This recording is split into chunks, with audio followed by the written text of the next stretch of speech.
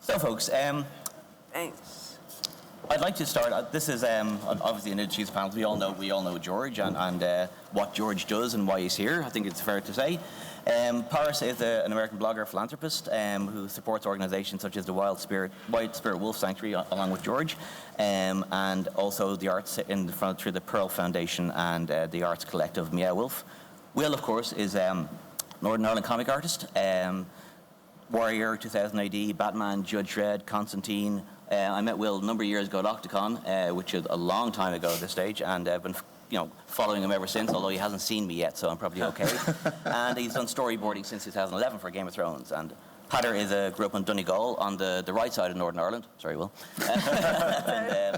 and is an author with his first novel in 2007, produced The Inferior, which was great critical and other acclaim, and he's also one of George's wild card writers. So, folks, I'd like to start maybe with just kind of a personal claim in terms of your familial link to Ireland. I know there's the Brady's on your side, George, with the link to Cavan and Meath. Parris, I know on your side you have the McBrides, which were partly Scottish, but also around Donegal, actually, Peadar, is where the McBrides were based. Darn straight. And, of course, Peadar's name isn't Irish at all. There's nothing Irish about that at all. And Will is, I didn't think Simpson is initially Anglo-Saxon, but from Staffordshire in the West Midlands in England, but you came over to Ireland then as a clan and settled. Did we? But my mum's side is the O'Grady's from Sligo. Well, we'll let so you, there you are. We'll let you stay so. We'll let you stay. Well, it's true. Parris has the Moynahans as well as the... That's who I'd like to brag about. My Moynihan family comes from Barraduff in County Kerry. If there's anyone from Barraduff, which I live very close there. No, because it's a crossroads with an old church, and my great-grandfather, John Connor Moynihan, immigrated to Indiana, and his son grew up to be a newspaper reporter, and his son, my uncle Daniel Patrick Moynihan, became a United States Senator. He also was one of the Irish-American senators who helped support the Good Friday Agreement in America, and came out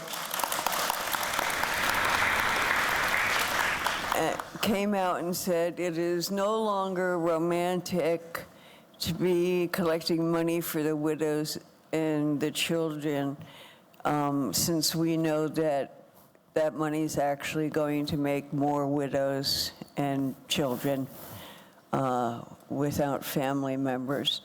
So that of all the things he did, and he was in politics for a long time, that's the thing that I'm proudest about. And even I could feel the difference within a couple of years of visiting before and after the agreement. There was a difference on the border. You could feel it.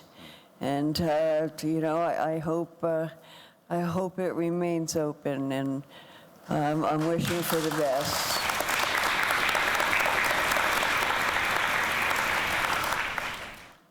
Absolutely. I think obviously as do we, and I think hopefully it will. I have to confess that I'm, of the panel here, I'm actually the invader, because my name is a Viking name. So to all the Irish people on Saxon, sorry.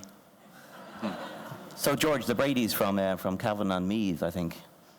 From County Meath, yes, Oldcastle, County Meath. I'm actually an American mongrel. Martin, which a lot of people assume is English and Irish, actually only goes back 2 generations. It was Masacola, but it was, changed as many Italian immigrants changed their name when reaching the United States. So the Martin is a bit of a misnomer. But on my mother's side, the Brady's go way back. They were immigrants during the potato famine. and came to the United States, settled in Bayonne, New Jersey, where they established a bar. They got into politics. They had some mayors. They got into the police force, and became very important. Bayonne was a very blue-collar, working-class town, and overwhelmingly Catholic when I was a kid. And there were the Irish Catholics, and the Italian Catholics, and the Polish Catholics. And together they made up like 97% of the population of Bayonne. A mixed marriage was considered an Irish Catholic marrying an Italian Catholic. We weren't sure if wild things like that would work. And each of the groups had its own church and its own Catholic school.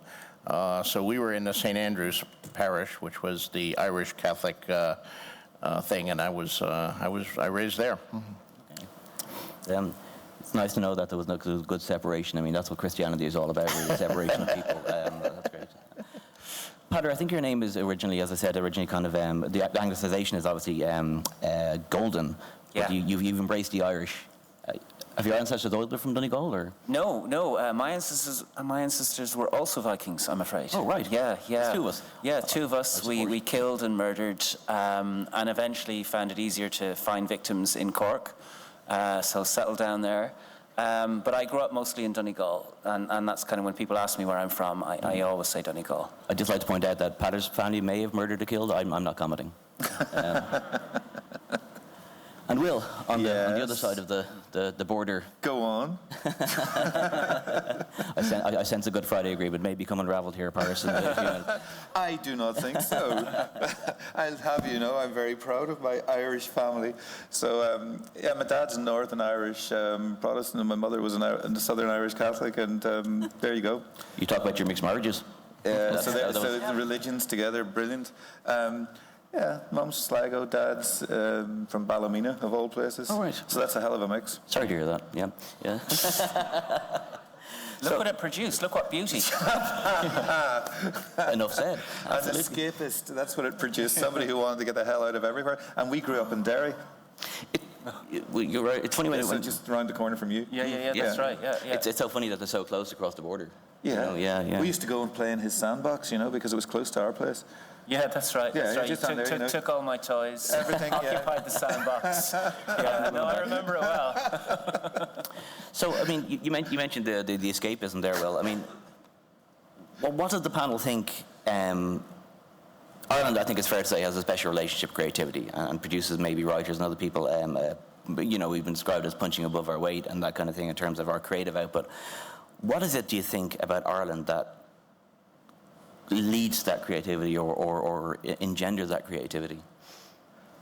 Well, I think, we had lots of time on our hands to kind of do nothing, so we thought a lot about a lot of things, because Ireland, it's really weird. You're in this little place in some ways that is a rock in the middle of the ocean.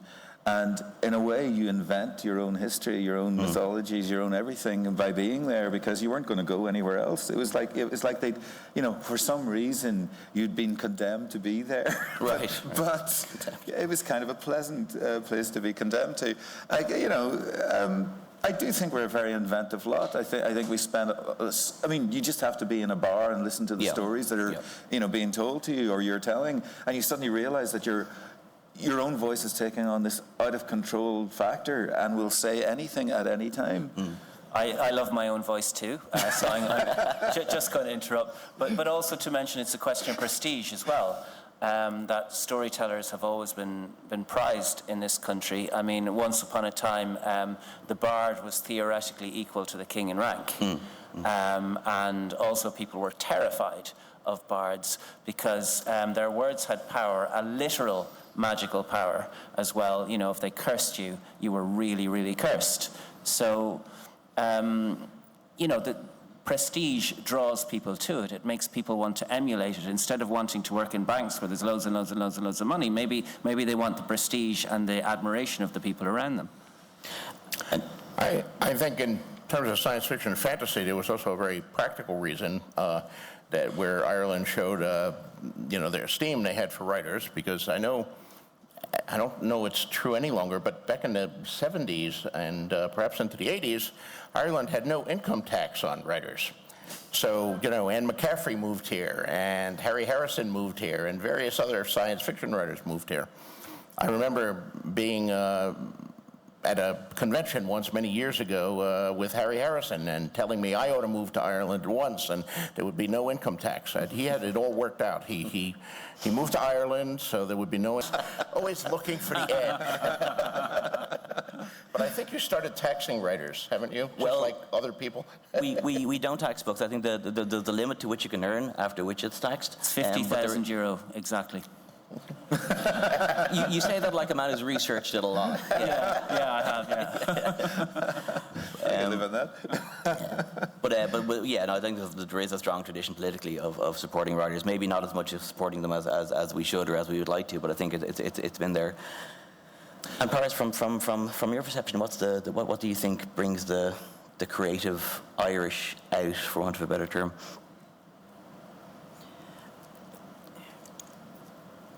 I think that there's a great amount of sorrow in the Irish soul collectively, as over the generations, again and again, no matter if you called us the Tuatha De Danann or you called us the Fine Gael, we were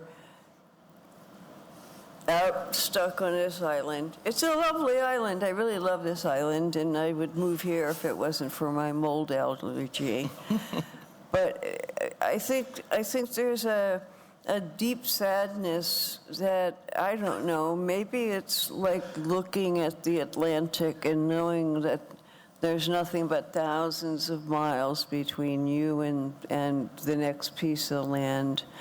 And certainly the history of civilized Ireland since the time of the original Norman invasion has been one of the Irish mostly losing and mostly enduring loss of property, loss of life, loss of freedom, and I think that this is part of the soul of Ireland that you hear in the songs if you're listening to them, but it's something I think that's just in the ground. There's so much beauty. There's so much wonder here, but I think underneath it all there is a great sorrow because so many dreams have died here, so many heroes have died here, so many gods have perished here. So I think that there's a mighty stream of regret and sorrow in the Irish psyche. If you've ever heard of a song written by an Irish American, which was based on letters he found in a family's attic, which was between his great uncle and his son, called Kilkelly, which is these letters written every year or two back and forth between the family in Kilkelly and to their lost relatives now living in the East Coast. And for 2 generations, they keep saying, "We'd love for you to come back for a visit. It would be so lovely to see you again. I'm sorry to tell you your dad has died. It'd be so lovely to see you again. This is such a beautiful picture of your children. Please come home for a visit." And we couldn't. There wasn't enough left for us to be able to come back. And I think that, that's part of the sorrow as well, is just with the American wake. You knew you were leaving. Yeah. and the chances were you wouldn't be coming home. I've genuinely found that quite moving, because it's always been a sense, I've always had that sense of kind of underlying sorrow and underlining, even in the Irish language, the words for sorrow, like for crying, is cuineamh, and the word for sorrow is brón or brónach, and it's got that heavy, keeling sound to it. So I think that's absolutely right, and something which I certainly strongly resonate with about the creative. I'll get myself together now in a few minutes, but I genuinely find that very moving. Moving on a bit in terms of particularly the Song of Ice and Fire, I think it's fair to say that most of us have seen that Westeros is actually Ireland upside down, so that we're staking that claim anyway, regardless of what any other. So from our point of view, Ireland is Westeros. Now, I live in Kerry, as I said, so I have the fingers. I'm not really sure how I feel about that. But Dublin's obviously Castle Rock, and I'm not really sure how I should feel about that either. But being originally from Dublin, so question for George initially. So what are the connections, or are there connections between the Song of Ice and Fire and Ireland in terms of the literal content, or are we just making that up ourselves to make ourselves feel better? Well, you're correct that the map. I don't know. I was drawing a map back in 1991 or something like that, and not quite sure why you have a piece of blank typing paper and you got to decide the shape of this country here. And typing papers in America is 9 by 12, and I don't know. I didn't want it to be a copy of everything, so I figured if I turned it upside down, that would fool everybody. And then it's opened at the top. I added the north on it a little further. But the action of the book, of course, it's fantasy, so a bunch of it is made up, but I drew from a lot of sources. I drew primarily for the Wars of the Roses, but also the Crusades, the Albigensian Crusades, the 100 Years' War, a number of other things. A lot from Scottish history, which is exceptionally bloody, and also very well recorded. I would actually love to steal more from Irish history, but my interest in history is primarily medieval stuff and ancient stuff, and there are a lot of legends, but I've never been able to find a good English language, history of medieval Scotland before, when Strongbow gets here. Then you see that from the English point of view, but before that, I know there were a lot of kings, there were high kings in Tara, there were people fighting each other, but I haven't found like a big thick book that tells, well, what were the names of their kings, and what were their queens, and who poisoned who, and who had an affair with who, and what wars were that, I'd love to read that, and then I could loot it freely. If you steal from one person, it's plagiarism. If you steal from a lot, it's research. Of course, the strongest connection between Game of Thrones and Ireland is the fact that the principal location for the TV show has been in Belfast, and the old Titanic Studios, the Paint Hall, largest soundstage in Europe, and the surrounding areas. We do shoot all over the world. We've shot scenes in Malta, in Morocco, in Spain, in Croatia, in Scotland, in Iceland, but Belfast and Northern Ireland has always been our primary location. And I think it will continue to be the primary location of one or more of the successor shows that are now gearing up to, I hope, knock wood, move forward. Because it's great. I mean, there's great crews up there, wonderful costumers and stuntmen and reenactors who we can use for the battle scenes, and it's been wonderful working with them. And of course, the paint hall is just amazing. It's this cavernous place where, as like the Belfastians like to say, where they built the Titanic and a lot of ships that didn't sink. But now they don't build ships there anymore, but they have this huge space that's a wonderful soundstage for us. I mean, I think it might be kind of a sense of Irish pride and need for belonging. But initially when I was reading the Song of Ice and Fire, and it might be the Scottish link as well, George, but I saw some of the the Fianna, for example, reflected, especially in the Starks and the North and that kind of thing. Was that your impression as well, Peadar and Will, or it was? I felt it was War of the Roses was the main thing I got from it, certainly. Although we do have several examples of, bloodwedding type scenes. Yeah. Several examples of, I think it was the McDonald's entirely slaughtered the O'Neills, for example, invited them in for food as, don't worry, you're protected, as your, guests are by ancient law cannot be touched, and then they're all murdered. I mean, that's quite a common thing, though, to be fair. But not anymore for our visitors, not anymore, just saying that, Those doors are not locked, probably. Well, in Northern Ireland, we're trying to recapture our history and bring back old traditions of inviting guests in.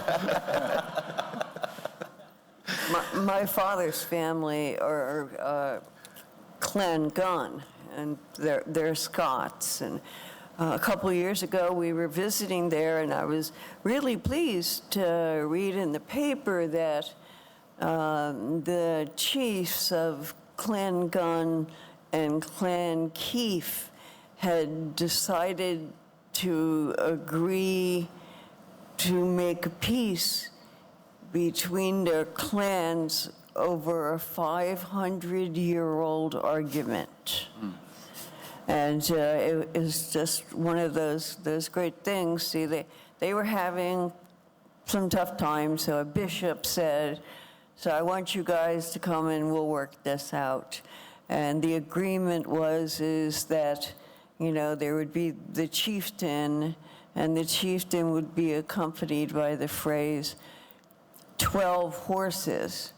So the Guns played it straight, and they had 12 men, and they had 12 horses. The Keiths, being the dirty, slimy bastards they were, put 2 men on every horse. So you know who lost. And so the Guns had still, they didn't, it really, I mean, for 500 years, they were still pissed at the Keefs.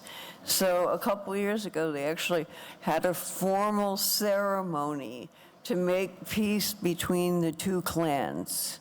So I'm thinking, if you can carry on a grudge for 500 years, you should never really piss those people off. I do have the slogan. One of the bywords in Game of Thrones is the North remembers, and yes, you can certainly think the Irish remember, and I'm not sure if that's good or bad. When I look at my own heritage, as I said, being a mongrel, I'm part like half Irish, but I also got a lot of German. I thought I had a lot of Italian until I went on national TV and they took away my Italian, but that's a whole other story. But I know a great deal about the Irish side of my family. I mean, my mother told all these stories about her father and his father and his father, and we had a cousin who did a whole research, and he produced like 10 generations of genealogy and family trees. So I know a lot about the Bradys. I know nothing about the other side, past grandparents. It disappears, the Italians and the Germans and all that did not have this obsessive interest in their ancestors and heritage that the Irish and the Scots also seem to. Although sometimes they edit it. When Parris is Scottish heritage, she's telling one story, but she's left out the embarrassing part. Which is when she visited the museum, and she had always been growing up learning all the songs about, the king over the water, and we will have no king but Charlie, Bonnie Prince Charlie, a real Stuart the king support. Across the water, yeah. And then she discovered that actually her family were Hanoverians. And she was mortified. It's the only time I've ever slunk out of a museum.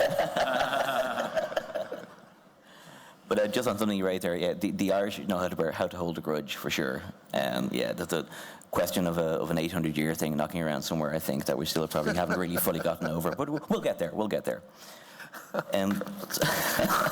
Actually, it's a funny anecdote. When I was working in Brussels, during the Irish presidency of the EU, we had a cultural group, and John, the UK cultural attaché, who's the lovely, really nice guy, before I was about to make a speech, he leaned over and said, about those 800 years, terribly sorry, old chap. So I consider that an apology. You know, Peadar, your wildcard character Yes. was all about blood. Yes. And the blood of heroes. Yes. Did that come out of, well, where did that come out of, and what did it reflect? What it came out of was that, so my character in Wildcards is, I don't know how much everyone here knows about Wildcards, but basically, just to cut to the chase, this character is someone with superpowers, but also horrific mutations. Usually when the wildcard virus strikes you, it kind of picks up in your obsessions, you know. So someone interested in buckets might have bucket, you know, related superpowers, or someone interested in comic books or elephants, you know, elephant related and so on and so on. This person grew up in a household whose father was basically a member of basically a family that were gun runners, and would basically eventually supply guns to the IRA when it restarted its border campaign. So she grew up reading the poems of Pádraic Pearse.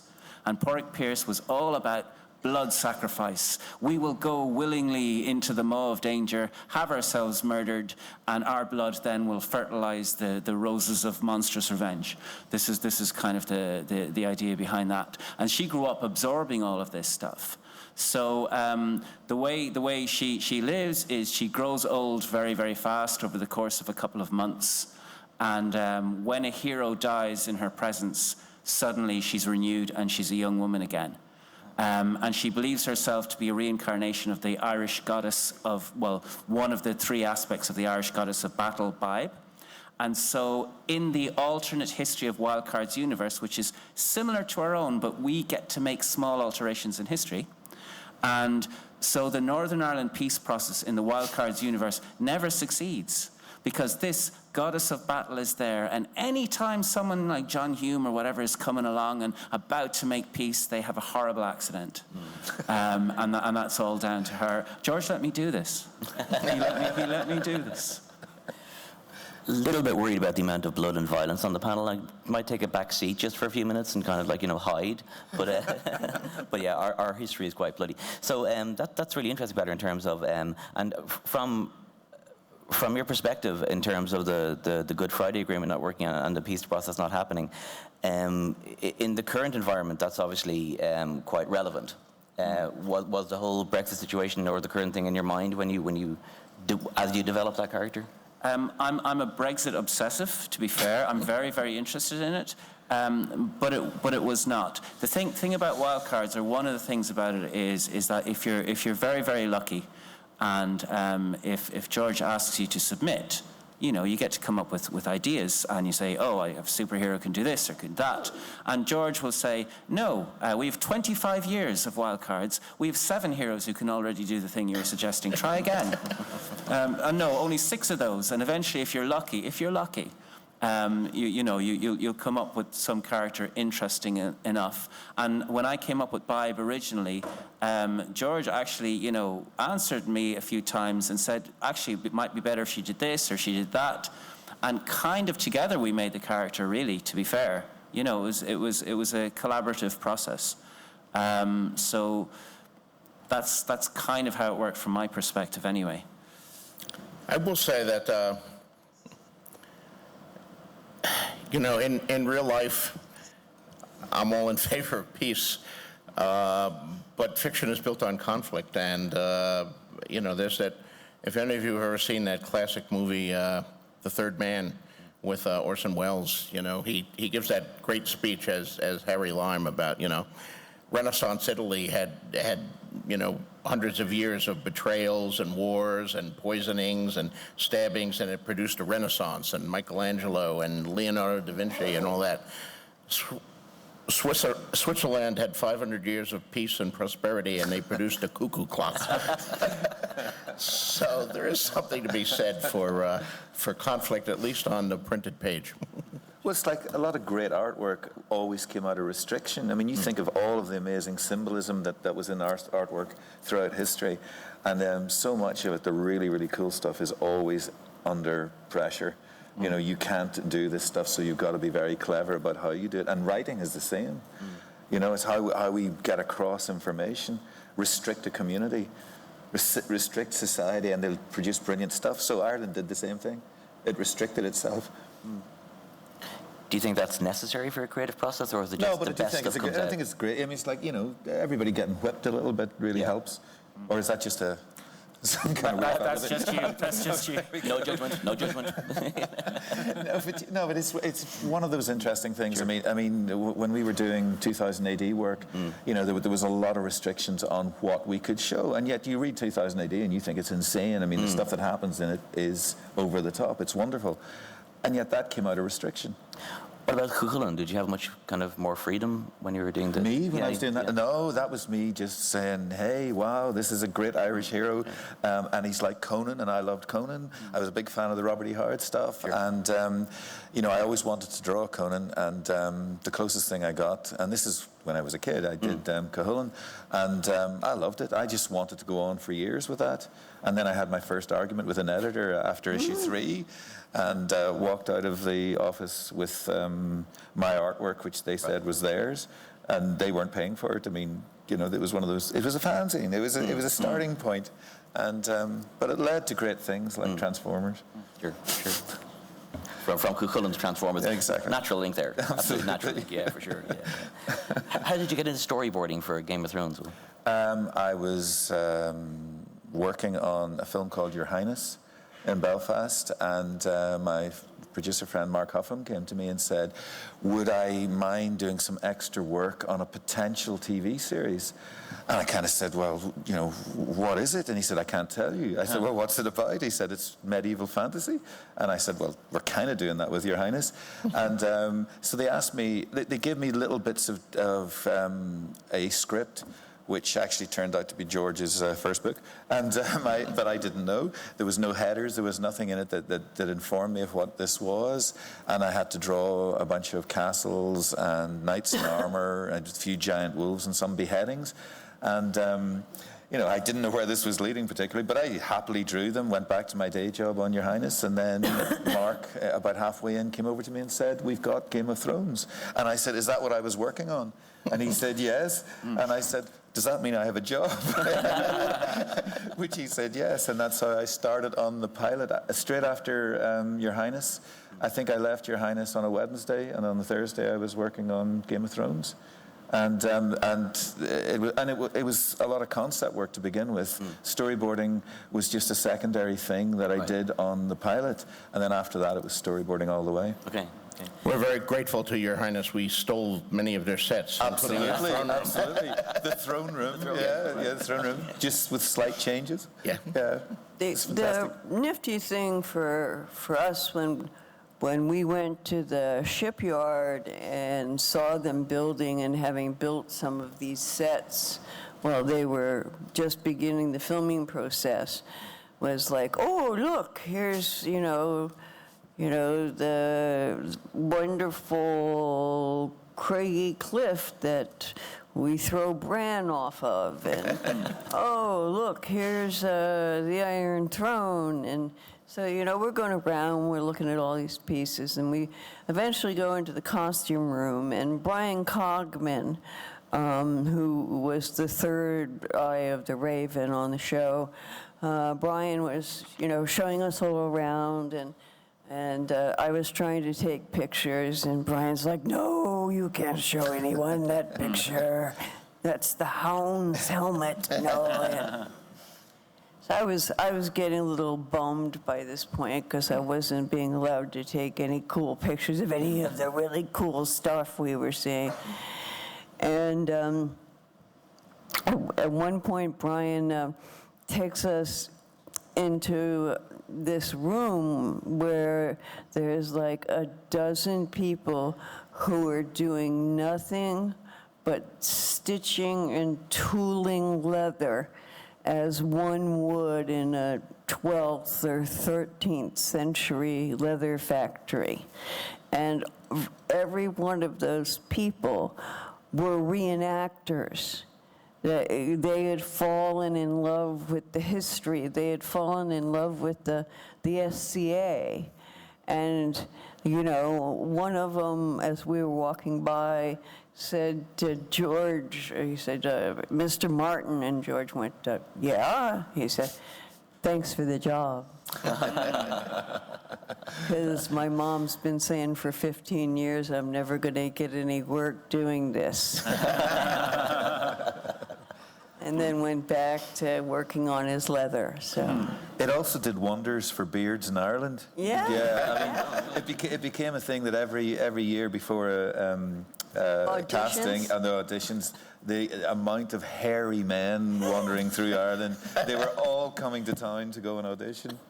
And people would, there was one guy was talking to me about how he, his girlfriend hated his beard, but he kept growing the thing because I'm going to be in another episode of Game of Thrones. So that was okay. She allowed him. Of course, there were challenges to some of the scenes, shooting some of the scenes in Ireland. Like a few of the early scenes with Daenerys and Khal Drogo were actually filmed in Northern Ireland. And if you look past Daenerys and Khal Drogo, you'll see some of the pastiest, whitest Dothraki that you ever want to see, riding the horses in the background. That's fantastic. I mean, obviously, Game of Thrones is a massive production. How much, and you know, in terms of the Irish involvement, how much kind of influence did you have in the early days over the development and the sites that were chosen and the involvement of the people that were chosen? Myself personally, not much, although I was aware of what was going on. Okay. You know, that the location of the choice of Belfast and Northern Ireland as our principal location, it really goes to the credit of the politicians of Northern Ireland. And politicians sometimes get a lot of shit, as they're not usually beloved figures. But the two principal architects of the Good Friday Accords came to Hollywood and made a joint presentation, the Catholic and the Protestant leaders together, as to why they should choose Belfast. And you know, we were looking at Scotland, we were looking at Spain. You know, there were some very attractive possibilities there. Obviously, we didn't want to shoot in Hollywood or Canada. You know, we wanted a place with castles and the evocative landscape. But they made us a very attractive deal, including the paint hall for $1 a year, which is amazing. And that causes a certain amount of controversy. And, you know, I'm very active. I live in Santa Fe, New Mexico, in trying to bring locations to Santa Fe and film production. And whenever you do it, it causes controversy about people. So why are you giving these Hollywood fat cats money, or why are you giving them tax breaks, et cetera, et cetera? But the people who do that are what's the technical term? Morons. Because if you get it, it brings a tremendous amount of money. Yes, they gave us a great break on the paint hall at that rate, but that made us choose them. And since that time, Game of Thrones has brought $40 million a year into Belfast and the Northern Ireland economy. And you add that up over the 10, 12 years we've been there, and it's a lot of money. And you know, yes, we don't just give it in a lump sum to the government, but the hotels and the taxi drivers and the restaurants we eat and all of the people we hire. Yes, we may, and we've hired a lot of Irish actors and a lot of course, Scottish actors and British actors, as well as actors from Germany and Denmark and Norway and Spain, etc. But for the secondary parts and the tertiary parts and the extras and the stunt work, those are primarily bearded men from Ireland, and there's a lot of money that goes into the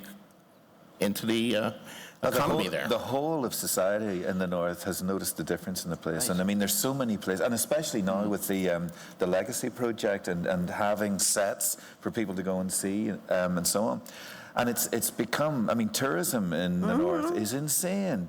You know, the country that nobody came to. You know, everybody used to say, you know, hey, I was over in Ireland in your place. I said, where did you go? Dublin. You know, and that was it. It was always Dublin. And I can't blame anybody for not going to the north. It had a few problems. It had a few issues. You couldn't be sure if the road you were driving along would be there. You know, so the thing was, you know, I've come to this great shop. No, it wasn't there anymore. Anyway, the thing is, it was the perfect dividend for the country after the Good Friday Agreement. You know, the fact that somebody was wise enough to realize that, you know, you have all of these multiple locations within a very short area, and you also had the big studio. And it was, you know, film people there for years had been wanting to do many different projects, and it was a real slow drag to do it. And, you know, Dublin had lots of stuff going on because of the studios in Bray, which I've worked in a bunch of times. And it was the greatest thing to happen, because it wasn't just Game of Thrones then. It became, half the year was Game of Thrones for most of us, and the other half of the year there would be other movies coming to town. And this was all built up over the. And we're hoping it will continue. If some of these successor series go, then we'll continue to be shooting up there and continuing. We've used the. Have you worked on the Blood Moon, as they're calling it? I did a tiny little bit of storyboarding on it, because there was a strange new policy of not having anybody from the original show. Oh, okay, that's so interesting. It was interesting, but I got called in towards the end to do a big montage sequence, and that doesn't give a damn thing away, so don't worry. I'm very good at this. But it's a damn good script. It's really interesting for all you Throne fans. I mean, it's definitely interesting. And it's you know, new characters for everybody to latch onto. I think even outside of Belfast, there was a sense of, I think creatively and spiritually, we're too small an island not to consider ourselves as a creative island together. And I think there was, and certainly even down south, there was a huge sense of pride in having Game of Thrones on the island. Yeah. And I don't think, being from Kerry, I don't think Star Wars would have happened without Game of Thrones happening in the first place. Absolutely. I mean, and look, Vikings and Penny Dreadful was being filmed down here, which also, you know, became these fantastic shows. And so again, it is the Game of Thrones dividend, you know, having been there for, I mean, I was on it for 10 years. 10 years. George, you married me for 10 years of blood and death and destruction. That was it. That's just your creative process. Yes, that was it. It just felt natural. We did try to do it again with Limerick with Night Flyers, but unfortunately they canceled that after 10 episodes. But sometimes you get 10 years, sometimes you get 10 episodes. But they built an amazing spaceship interior for Night Flyers out in the Limerick studios. So the thing is, this is taking over. I mean, Ireland has got so much, certainly location-wise, and very, very different locations all the time. And this is what's going to make a big difference here, I think, because Hollywood is now realised. Well, it's the build-up of skills as well, isn't it? Yeah. Like, you know, once people work on a show, they're better at working on the show, and the next show that comes in, you know, they've less to do to get things up and running, because the skills are already there. Well, that's a no-brainer. Yeah, absolutely. Yeah. And may I say, as a civil servant, the money is best not given directly to the government. Just to say. So outside of Game of Thrones and the legacy that is Game of Thrones for the island of Ireland, I suppose initially to George and Parris, would you have a sense of any other kind of, for want of a better term, creative link to Ireland, having gone through the process of seeing Game of Thrones develop on the island? I'm trying to get us more shows here, guys, is what I'm trying to do. Well, it's, you know, I work primarily in fantasy, but I know there are a lot of American writers who write stories set in Ireland and at various points in Irish history, or who draw on Irish mythology to as the backdrop for their fantasy stories, or in some cases their science fiction stories. It's a very rich vein. It's funny, the first time I came to England in the early 80s, I attended a Milford conference, professional writers workshop of,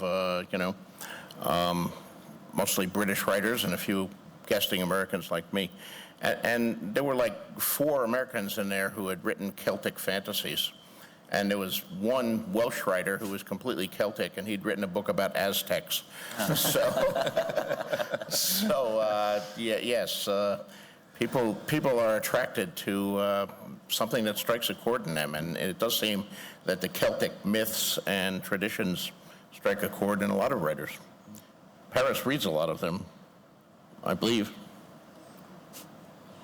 Oh, yeah, but going back beyond the Celtic fantasies of the early 70s that became so popular, but my family has always been into source material, so to speak. I still have children's books that are filled with Scottish and Irish folk tales that include reading in dialect. And I learned, early on, poems about the great mythic heroes and the queens of Ireland, because it was part of, my bedtime story, and then it was part of my grandmother's, friend, Uncle Scotty, to come in and tell me about the 3 young girls who died mysteriously on the River Boyne, one after another, and I'm like, oh, tell me more, Uncle Scotty. So they did a pretty good job with me, but it goes back a lot further. It goes back to Irish folk songs and Irish stories,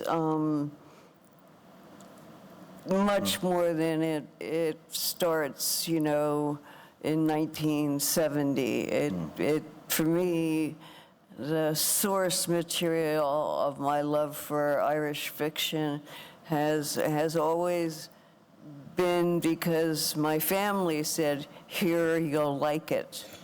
And they were right. It is interesting in terms of, the Irish connection, that to consider the dichotomy of the Irish and the Irish Americans, of course, which I was half Irish, half Irish American. But, in America, nobody ever adds the American. On St. Patrick's Day, you're wearing shirts and buttons that say, kiss me, I'm Irish. Not kiss me, I'm Irish American, or kiss me, my grandparents were Irish. They identified themselves as Irish. My mother would say, yeah, the Bradys were Irish. And in some ways, these Irish Americans, although 2 or 3 or 4 or 5 generations removed from Ireland, are kind of more Irish than the Irish in some obvious ways. It's all leprechauns and shamrocks and getting drunk on St. Patrick's Day, and in certain Irish neighborhoods, the smell of corned beef and cabbage would be overwhelming. I'd like to point out that in my family, St. Patrick's Day is a day for amateurs. And we stay home, we break out because we're a mixed family, so we break out the Bushmills and the Jamesons, and then we play Wolf Tones and the Clancy Brothers. We're not going out on the street. It's just sad out there. There was a song that Parris brought to my attention, 10 years ago or so. I think it was by Robbie O'Connell, was it? Was that the name of the singer? He was an Irish singer who went to the United States to tour in Irish neighborhoods. A nephew of the Clancy Brothers. In Boston, in New York City, in these cities that had big Irish neighborhoods. But he was playing like traditional Irish music, and that's not what I wanted to hear. So he wrote this hilarious song, which is, you're not Irish, you can't be Irish, you don't know Danny Boy. And it's about all these people. They wanted to hear McNamara's band and Danny Boy and Galway Bay, and, he was playing songs in Gaelic. And what the hell is this shit? But it's interesting to point, we mentioned it earlier in terms of, backstage, in terms of the Irish diaspora, and the sense that sometimes when a diasporic culture writes about their original culture, there's a distance there, and there's maybe not as much of an ownership. And sometimes, there's accusations of cultural appropriation. But I think the Irish, certainly to my mind, I'm not sure, but the sense of the Irishness prevailing means that even when an Irish American or Irish European outside Ireland writes something, there's still that seems to be that core sense of Irishness to it. Do you know the other thing? It's the romanticism that comes with being separated. So you have, George is saying, they're more Irish than the Irish, and it's true. A lot of Irish people function very well together, no matter what kind of background they have, and yet you go out of the country, and the stories that you're hearing are always ones of, freedom fighting and disaster and killing lots of people, and it's all great. And it's like, oh, let's get back to death and destruction. And the reality is, we're actually really enjoying our lives, working away, being things. One of the great things about Ireland was always that attitude that other people had this idea that, jeez, they're all little fellas and they're all funny and they've got silly ideas. The point is, the Irish are very smart people and have been for years, and culturally they were incredible. They were the ones that, much as I'm not into religion, they are the people that kept religion alive through the monks that were here, and it was a very different form of the religion. And writing. And writing, absolutely. Yeah. So it's an amazing culture to have succeeded in this little rock. While all these people have these romantic notions about the place, we don't really need the romantic notions. The actuality of being Irish and the Irish identity is fully formed and is a constantly evolving thing. And our musicians are amazing, and they go out into the world and they bring a different version now of Ireland. So it's, pretty damn cool, I think. But it is the romanticism. We do get lost in that sometimes. Yeah, we do. Yeah. And it's not always healthy. So, I suppose a follow-on question for the whole panel, and I think it might be interesting to get the different views from the full side. So, and maybe I'll follow on with you, Will, first, if that's okay. What's your sense in today's world with all the kind of the political challenges and the pending doom of climate change and things like that? What is your sense of what it is to be Irish and an Irish creative worker? Again, I have this natural compulsion to just keep working. I get up in the mornings, well, sometimes, and I work late. I'm a very late night worker. I tend to be up at 6 o'clock in the morning finishing off stuff. This is stuff of my own, and the point is that when I'm not working on a job, I'm working on my own stuff. The creativity side, I'm constantly involved in, and I keep meeting people who are equally wanting to be creative or at least trying.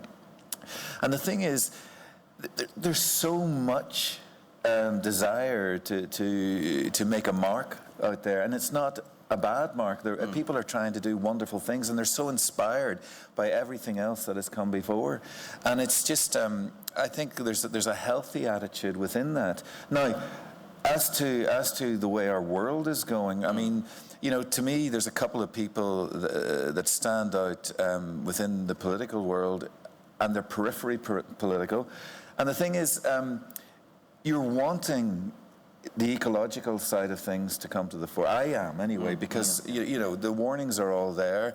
The denial by our leaders that there is no climate change when huge chunks of ice fall off the Arctic and go floating off and changing the water systems, so the climate's altering. Our summers are getting hotter in Britain, and there's all these idiots that are sitting there going, oh yes, but this is great, we're going to have weather like the Costa del Sol. No, hold on a second, there's a reason why Ireland had rain, and there's a reason why Britain had certain things that it grew.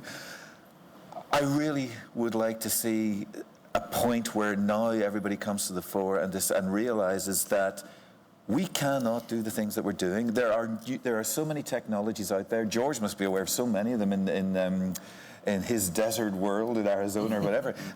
Solar paneling, wind power, all of these things, wave power.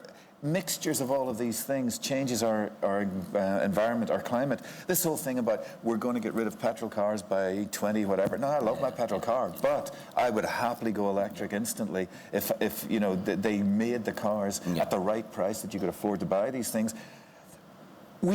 It doesn't make us less by us agreeing that the world is changing and it's changing dangerously, and we all can make a difference.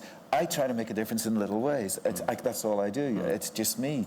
And if everybody was doing that, it changes. The problem is the political will at the top is terrifying. Look at that wonderful kid, Greta, heading across the sea, heading across the ocean to go to America on a boat. Because she's not going to fly and pollute anything more. She's got this solar-powered boat she's going across. She's going over to meet decent American politicians, not lunatics. And, you know, this is the point. What has gone crazy? We have a world now where it's split in two. We've got people that are free-thinking and smart. And then we've got this incredible clutch of morons who believe that fascism is the way to be, you know, in existence. And denial of everything. So, sorry, there you go. No, there you are. That's my statement for the day. Thank you.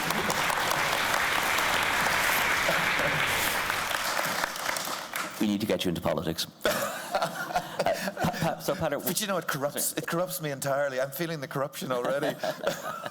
I'm glad you mentioned. Well, shall I just go on? Is that all right? Yeah, just leap in there. Just leap in. Yeah, just leap in. I'm leaping in. Here I am. I'm glad you mentioned Greta Thunberg there. The thing everyone is saying about her, and it completely convinces me, is that for years people have been mocking YA literature about young girls going out there and fighting dystopias. Oh, what a load of rubbish! What a load of rubbish! And suddenly Greta Thunberg appears. You know, it's a real thing. It can happen. And we as artists, one of the things we can do is gradually change the cultural gestalt. You know, just one little thing at a time, one little thing at a time. Eventually, hopefully, by all the stories we write and all the things we write and all the things we create, eventually we'll reach a point where, you know, the whole Overton window, we're helping push it with everything we write. And hopefully one day it will be unthinkable, you know, to say, let's build 500 more roads and scrap the railways. You know, hopefully it'll be unthinkable. And the way we help that is through our work, every single thing we write. And so to George and Parris, from the perspective you have against this global backdrop, what's your kind of sense of, I mean, as we move towards globalization, what's your sense of where Ireland sits in this milieu? Or where Irishness even sits? Well, you know, I think we're at a crucial time in world history. I'm not necessarily sure I'm as optimistic as I would like to be. You know, I grew up reading science fiction, and from a very early age, and the science fiction that I liked best was not the stuff that was set 10 years in the future or 20 years in the future, not dystopias. I read those, of course. But I loved the stuff where we were out among the stars. We were on alien planets. We were meeting strange alien life forms, and we were colonizing wonderful, colorful, exotic worlds. And that's the future that I still hope that we would get to. And there was time in my early life I thought we were on our way to it with the space program and the moon landings and all that. But then we kind of backed off from that. One crucial aspect of that is that we went out among the stars as Earthmen, as Earthlings, as Terrans, whatever it was. And yeah, you would get writers who would make a point about ethnicity. They would have an Irishman on the crew and a Brazilian and a Japanese on the crew. Poul Anderson was very good about that. Heinlein did some of that. So they might have backgrounds that they were proud of and reflecting their nationality, but they were still human beings first. They were still Earthmen first. And I think that's the world we have to move toward. We can be Americans, we can be Irish, we can be Brazilians or Chinese or whatever, but we have to move toward one world. And what terrifies me is I see us backing off from that. And, you know, in America, we have this idiot who's talking about building walls instead of bridges. We have the idiocy of Brexit in the UK. You know, the European Union potentially losing Britain and possibly losing other things and falling apart when we should be coming together. Instead, we're breaking apart, and everybody is trying to defend their own turf. This issue of immigration is a particularly virulent form right now, and Trump giving voice to, you know, stop all Muslims from coming in, and we don't want those Mexicans coming in. But I've seen it in other countries too. It's not exclusively America. I saw it in Ireland, you know, a decade ago or so, where I would hear Irish people complaining about all these Poles who are coming to work in the building trades and undercutting the Irish. I see it in Spain, where what are all these English people doing moving down to the Casa del Sol? I see it in Germany, where, you know, what are these Turks doing? Get rid of them. Everybody is defending their own piece of turf and trying to build walls. And if we go much further down that path, we're never going to get to the we're human beings out among the stars meeting the Klingons or whatever. And I hate to think that, so I hope fighting them. I hope we can get past this and remember our common humanity, which is more important than language difficulties or cultural differences that divide us. You're here. You're here.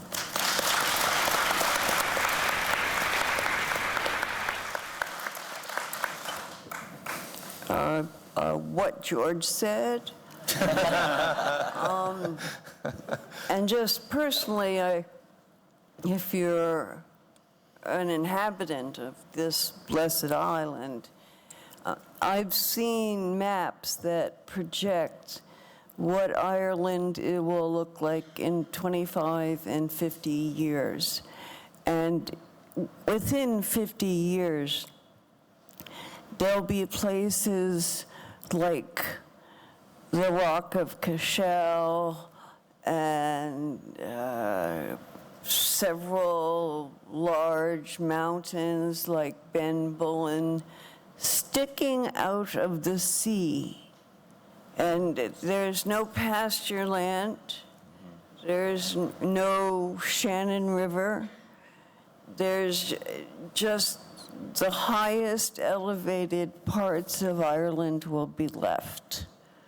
And I think in any religion, God would consider that a sin.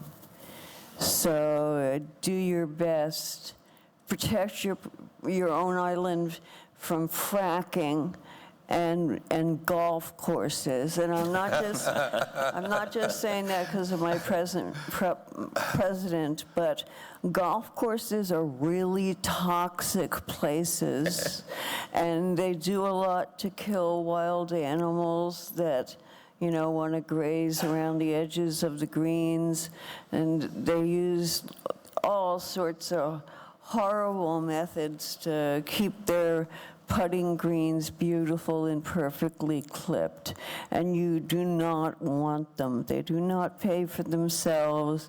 Don't believe a word those bastards say, and get them out of your county.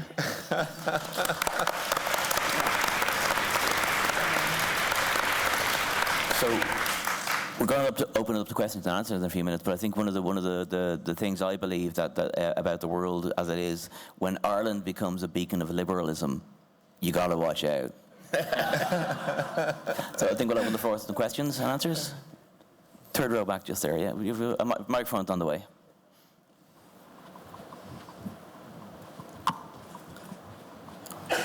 Just the third row back there. There we go. So it's a question especially to George. I try to remember if you have like any Irish or Irish descendant character like in older stories or something like that, and I couldn't remember. But as you said, you lived with a lot of Irish culture during your childhood in Bayonne. So was there any character like you thought of Irish culture or something like that? So that's it, thanks. Boy, you know, I have to think about that. I don't really know offhand. Of course, I wrote a lot of short stories in my first decade, and I had a lot of different characters. I did make an effort, and I don't think I made it particularly in terms of Irish, but I made an effort, my own little diversity thing, because I grew up, as I said, in Bayonne, which had all these ethnic groups. And I was reading, like, John W. Campbell's Astounding. Campbell kept trying to turn everybody Scots.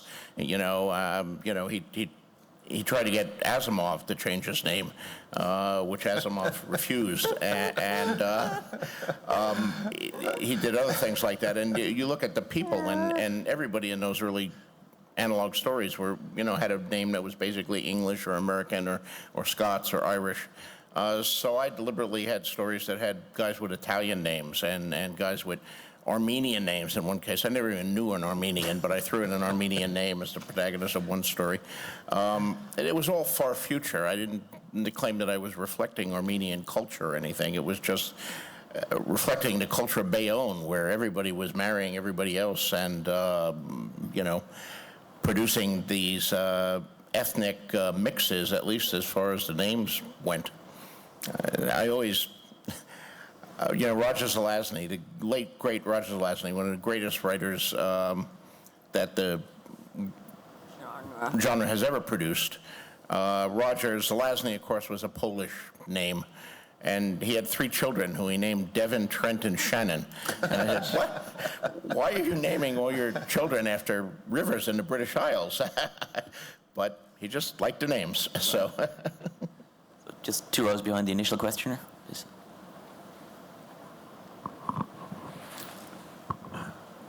Hi.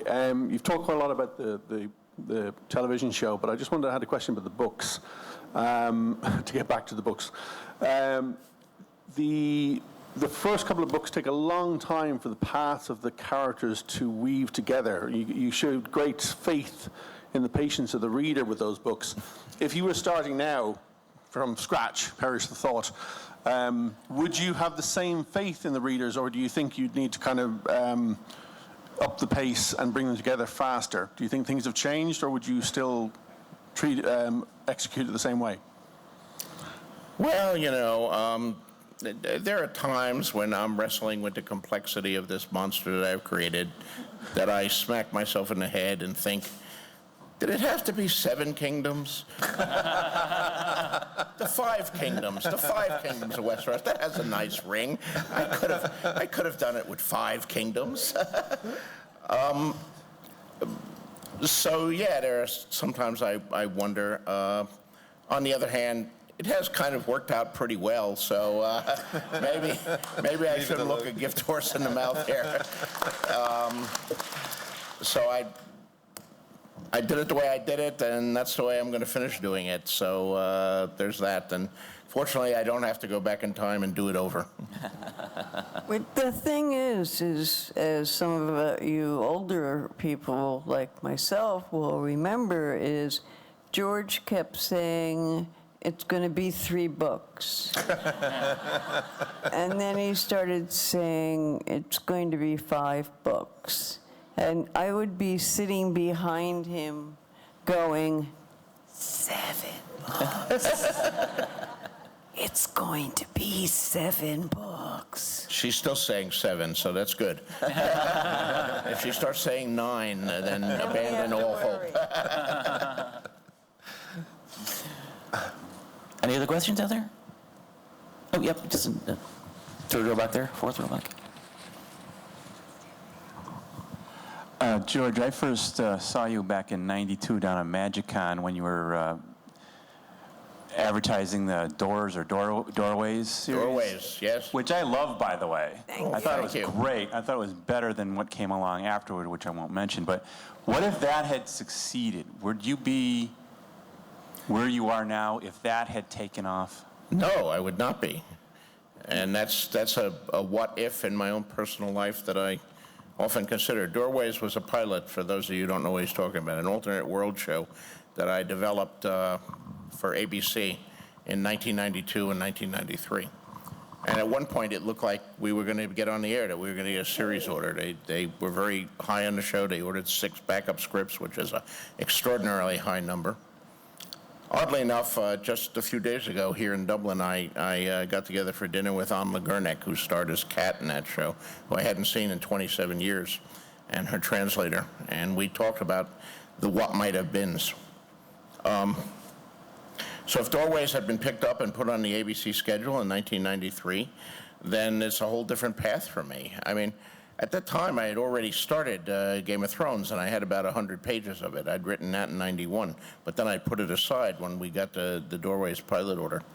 If Doorways had gone on the air and become a hit, who knows? I mean, the path might have led me to be a J.J. Abrams, Josh Whedon kind of path, to run that show and then create other shows and a whole larger career in television that might never have allowed me to go back to books.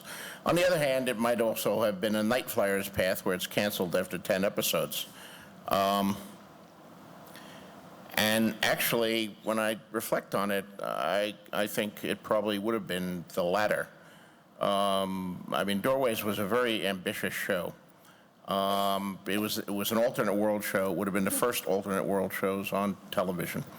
And being a reader of science fiction and someone who's read alternate worlds, you know, I knew what they required. But with the kind of technology we had and the kind of budgets we had for network television in 1993, I don't think I could have done convincing alternate worlds. You know, you do a show where the Roman Empire never fell, and it's got to be completely different. The clothing has to be different. The architecture has to be different. The machinery has to be different. You know, you're extrapolating a whole different world, and how do you create a whole different world week after week if you don't have computerized special effects? And, you know, there was the other alternate world show, that really terrible one that followed. And it was partly terrible because of bad writing, but it was also partly terrible because what could they do? They couldn't create an alternate world every week, so you wind up, yes, I'm in, this is the alternate world where Pete Best never left the Beatles. But otherwise, it's exactly the same, so we can use all the buildings and cars and we can shoot on location. That might have been the path we were forced to, which would have been very frustrating for me, shooting everything on sound stages, you know. So it would have been very hard. Now, today you could probably do it because we've come a long way, and computerized special effects in 2019 will allow you to do something. But meanwhile, I think it worked out for the best, for me at least, and I went back to books and I wrote Game of Thrones, and it's good. And someone should ask questions for somebody else on the panel, please. Just the front row here. Do we get the microphone? Thank you. I was just wondering, since you had such a great success with Game of Thrones as a series, has anybody approached you about doing Wildcards as a series? Oh yeah, we have 2 wildcard shows in development right now for Hulu. Awesome. A Jokertown show and an Ace show. And one of the writers, Michael Cassett, is wandering around this convention here. He's one of the writers on it. Melinda Snodgrass is working on it. We have a showrunner named Andrew Miller, who seems to be a great guy. He's put together a wonderful group of writers, and we are holding our breath right now to see whether Hulu, we've delivered the scripts, 2 pilots, and about 10 scripts, and we're waiting to see whether Hulu gives us, you know, a giant bag of money to film them. That's always the hard part. The center, yeah, thanks. Hi. I just had a question about, you know, in Irish folklore and Irish kind of mythology, we've got a lot of civilizations that like have gone extinct. So we have this idea of, you know, the people who came before, and I always saw a comparison between that and the children of the forest. Was that a connection that was actually there? I was just wondering what the idea was behind that. I thought for a minute you were asking a question of someone else. Then you snuck in the children of the forest.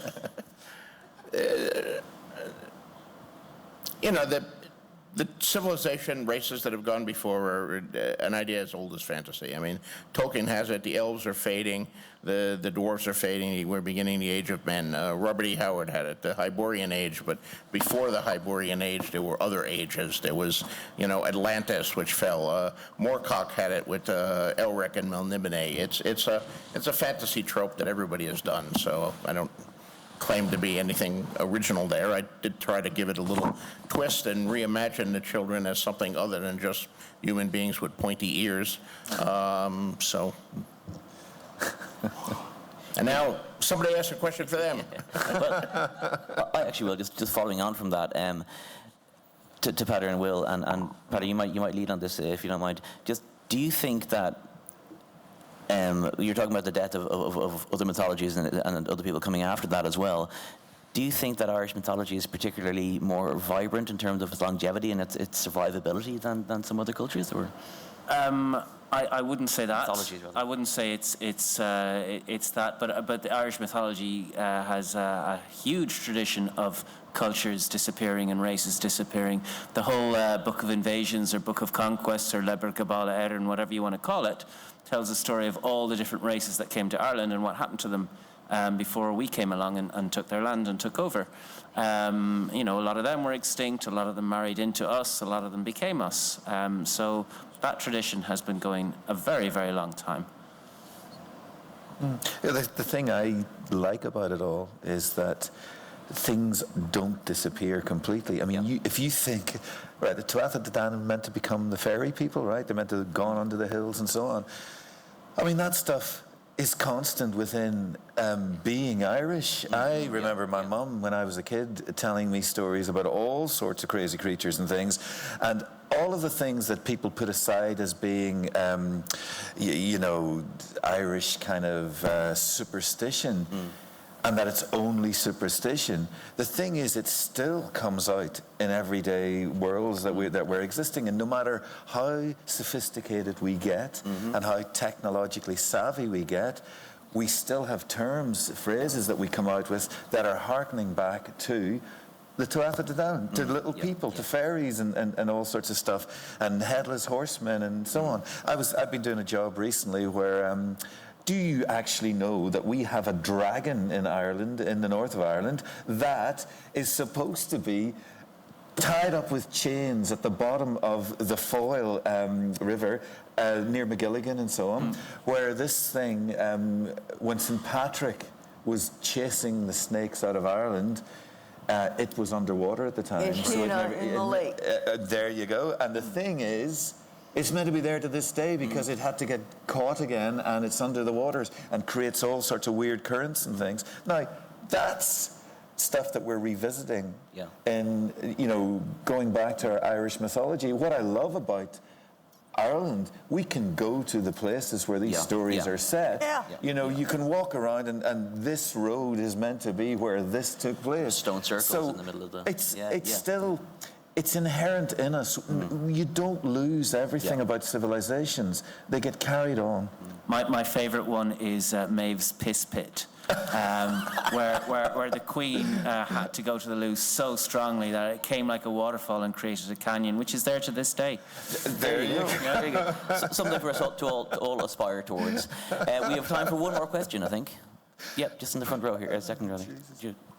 Mike's on its way. Thank you. Just so everyone gets to hear it, if that's okay. Thank you. It's just a question to the panel in relation to the concept of Ireland and fantasy writing. You've mentioned Romanticism, you've mentioned 70s and 80s Celtic fantasy, and we'll leave it at that. And how we feel Ireland is represented in fantasy now and modern times. I've seen some very clever interpretations of Irish mythology in modern fantasy. Recently, I discovered there was a cinematic version of Diarmuid and Grania made by the Love Hate team, starring Liam Cunningham. And it's stuff like that I want to see in Irish fantasy. A move away from this faux Celtic, fairyland, and the grit. Don't knock fairyland. Fairyland's pretty damn cool out there. I'll tell you, I see lots of fairies at night. I won't mention which part of Belfast that's in. But, it's that grit and of ancient Celtic myth. If you go look at the original Diarmuid and Grania, which some of us did in school for the Leaving Cert, it's pretty violent. It's pretty porny. It's good stuff. Where's that? It's there. It's all there. There's loads and loads and loads of great books being written. Ruth Francis Long's Dublin series, for example. There's loads of great stuff out there. I swear to you, you go looking, it's all there now. There's brilliant stuff. And even not so recent, Pat O'Shea's Hans the Morgan is brilliant. It's brilliant. Or even further back, The Unfortunate Fairsy by Mervyn Wall, which is hilarious. Yeah. And I mean, in comic books as well, because the character Slain or Slania is based on Cuchulainn anyway. I mean, everything that Pat Mills was writing about in there is straight out of Irish mythology, and he took it to real extremes within the book. So this stuff does keep on rolling. Yeah. So, folks, I'd like you to thank me, please, or to join me rather, in thanking all our panelists today as we head towards the end of the con. Thank you very